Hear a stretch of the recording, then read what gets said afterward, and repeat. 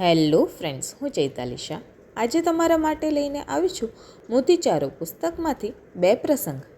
પહેલાંનું નામ છે એક કોળિયું. એને હંમેશા પ્રકાશિત રાખો. આપણે ભગવાન પાસે પીવાનું થોડુંક પાણી માંગ્યું. એણે હજારો નદીઓ, ઝરણાઓ અને સરોવરો આપણને આપી દીધા. આપણે એની પાસે એકાદ ફૂલની માંગણી કરી. એણે આપણને બગીચાઓ ભરીને ગુલદસ્તાઓ મોકલી આપ્યા. આપણે એની પાસે છાંયડા માટે એક ઝાડ માંગ્યું અને એણે આપણને મોટા જંગલો આપી દીધા.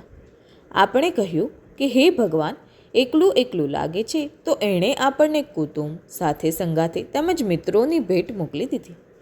કેવો દયાળુ છે એ, કેટલો બધો માયાળુ છે.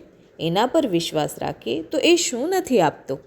ભગવાન પ્રત્યેની શ્રદ્ધા તેમજ વિશ્વાસનું કોળિયું હંમેશા સળગતું જ રાખો. પછી જુઓ કે અંધકારનો દર ક્યારેય નહીં સતાવે. અને એ વાત પણ સત્ય જ છે કે આખા બ્રહ્માંડનું અંધારું એકઠું થાય તો પણ એક કોળિયાને એ ક્યારેય નથી થારી શકતું.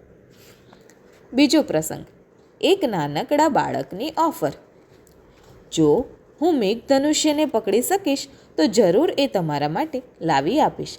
પછી આપણે એના સુંદર રંગોની મજા માણીશું. જો હું પર્વત ઉપાડી શકીશ તો ચોક્કસ તમને એ પર્વત ભેટ આપીશ. પછી એના પરની સરસ શાંત જગ્યામાં તમે રહી શકો અને આનંદ કરી શકો.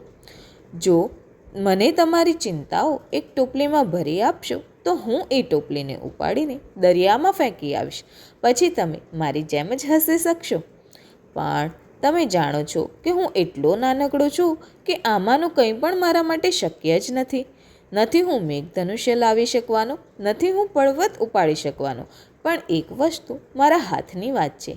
તમને ખૂબ ખૂબ વહાલની એક મોટી પપ્પી જરૂરથી આપી શકીશ. તમને ગમશે ને? ચાલો મિત્ર, આજે આટલું જ. ફરી મળશું નવા પ્રસંગ સાથે. ત્યાં સુધી ચેનલ સબસ્ક્રાઈબ કરી દેજો અને નોટિફિકેશન્સ ઓન કરી નાખજો. વિડીયોની લાઈક જરૂર કરજો. Bye bye.